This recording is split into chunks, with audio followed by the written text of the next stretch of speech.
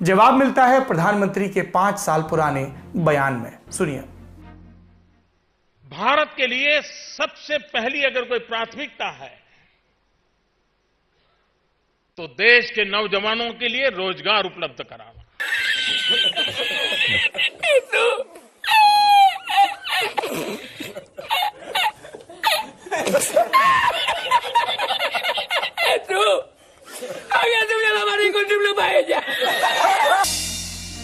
आप जब ये शो देख रहे हैं और मैं आपसे मुखातिब हूं, इतनी देर में देश में एक शख्स एक खास वजह से खुदकुशी कर चुका होगा। वो शख्स मेरे पड़ोस में, मेरे शहर में हो सकता है, आपके शहर या गांव में हो सकता है, कोई लड़की हो सकती है, कोई लड़का हो सकता है। देश का युवा क्या चाहता है? नहीं, वैसे तो बहुत कुछ चाहता है, लेकिन एक अदद नौकरी मिल जाए या कुछ काम धंधा शुरू हो जाए ताकि पेट की आग की ज़्यादा फिक्र न करनी पड़े, ये चाहता है। अगर नौकरी की बात करें तो भारत में 2 तरह की होती हैं, प्राइवेट सेक्टर और सरकारी नौकरी। और सरकारी नौकरी का जलवा क्या होता है आपको खूब पता है।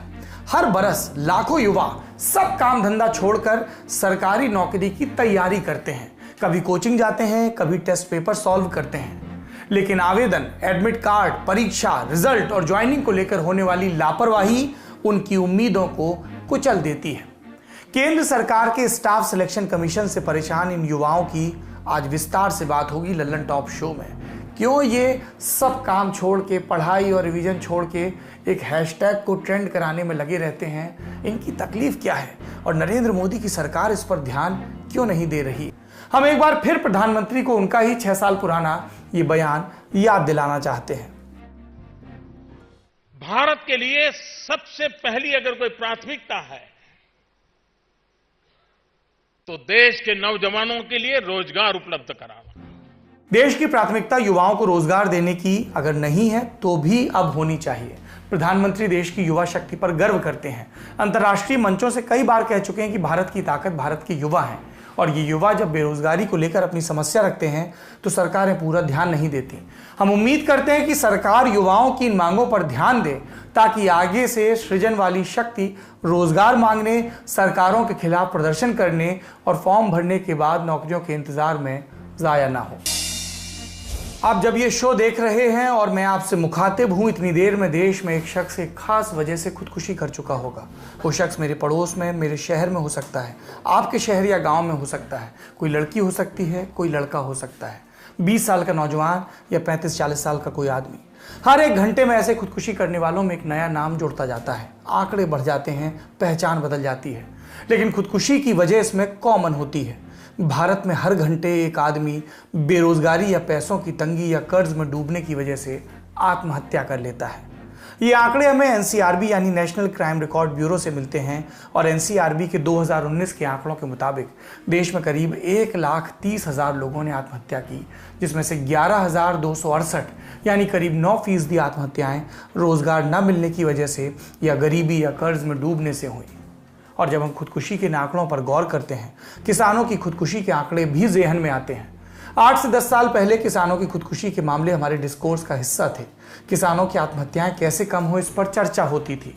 उन सरकारी नीतियों, उन कर्ज की व्यवस्थाओं की आलोचना होती थी जिनकी वजह किसानों को आत्महत्या के लिए प्रेरित करती थी। अब किसानों से भी ज़्यादा बड़ा आंकड़ा उन आत्महत्याओं का है जिनकी वजह नौकरी न मिल पाना या गरीबी होती है। ये आंकड़ा 2018 के मुकाबले ज़्यादा है।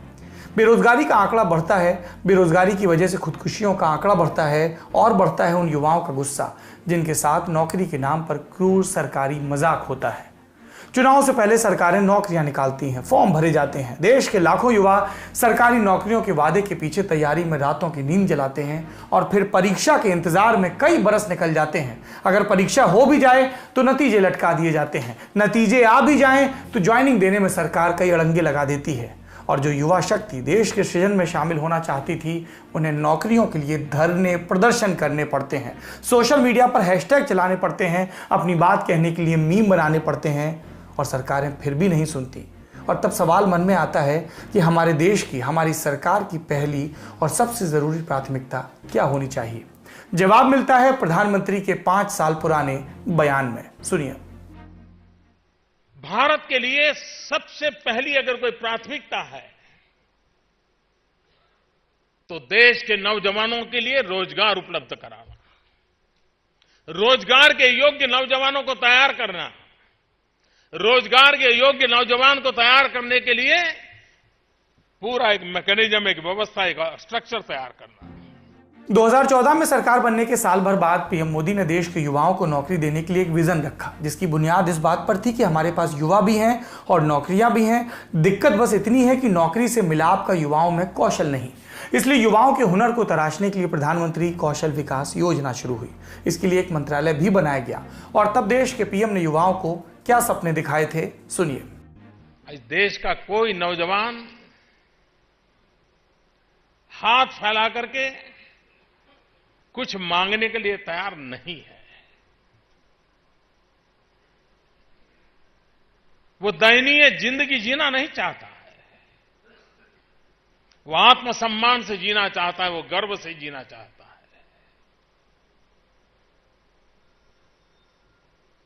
स्किल, कौशल्य, सामर्थ्य ये सिर्फ जेब में रुपये लाता ऐसा नहीं है, वो जीवन में आत्मविश्वास भर देता है। इस योजना में 2020 तक 1 करोड़ युवाओं को ट्रेनिंग देने की योजना थी। द हिंदू बिजनेस लाइन अखबार की एक रिपोर्ट के मुताबिक 2019 के लोकसभा चुनाव से कुछ महीने पहले तक इस योजना के तहत सिर्फ 34 लाख युवाओं को कौशल मिला और उनमें से सिर्फ 10 लाख को नौकरियां। 2019 के चुनाव के दौरान प्रधानमंत्री से बेरोजगारी के बढ़ते आंकड़ों पर सवाल पूछा गया तो उन्होंने सवाल को ही अपवित्र बता दिया, सुनिए। आप फिर ये कांग्रेस का एजेंडा फिर आप लेकर के चल पड़े हो, आप उसी को आगे बढ़ा रहे हो। क्या सेवा कर रहे हो मुझे मालूम नहीं है। आपने बोला होगा, देखा होगा कि CII का रिपोर्ट आया या हमारे IT सेक्टर का एक एसोसिएशन है उनका भी रिपोर्ट आया, हाँ नेस्कॉम का। इन सब ने कि पहले से कई गुना रोजगार बढ़ा है, रिपोर्ट दिए हैं। EPFO देख लीजिए, हर वर्ष करीब 1.25 करोड़ नए लोग जुड़े हैं। मुद्रा योजना ले लीजिए, 4.25-4.5 करोड़ लोग वो हैं जिनको पहली बार बैंक से पैसा मिला है, पहली बार जिंदगी में। वो भी तो कोई रोजी रोटी कमाते हैं, किसी को रोजगार देते हैं। मई 2019 से मोदी सरकार का दूसरा कार्यकाल शुरू हुआ। इस बार मोदी सरकार ने डिस्कोर्स बदला। पहले कार्यकाल में युवाओं को अकुशल माना था, स्किल इंडिया पर जोर था। दूसरे कार्यकाल में शिक्षा व्यवस्था में खामियां देखी गई।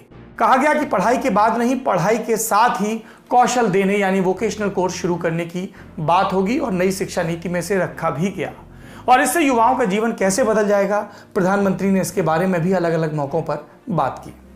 अब ये नहीं होगा कि पहले वाले कोर्स के लिए आपने जो मेहनत की थी वो बेकार हो जाएगी। आपको उतनी पढ़ाई का भी सर्टिफिकेट मिल जाएगा जो आगे ले जाएगा। साथियों, आज देश में एक ऐसा इकोसिस्टम विकसित किया जा रहा है जिसकी तलाश में अक्सर हमारे युवा विदेशों का रुख करते थे। वहां की आधुनिक शिक्षा, बेहतर एंटरप्राइज अपॉर्चुनिटीज, टैलेंट को पहचानने वाली, सम्मान देने की वाली व्यवस्था उन्हें स्वाभाविक रूप से आकर्षित करती थी। अब देश में ही ऐसी व्यवस्था हमारे युवा साथियों को मिले, इसके लिए हम प्रतिबद्ध भी हैं, हम प्रयासरत भी हैं। आपने प्रधानमंत्री की बात सुनी। अब उन लाखों छात्रों की बात करते हैं जिन्हें नौकरी मांगने पर सरकार से किसी नई स्कीम की जानकारी पकड़ा दी जाती है।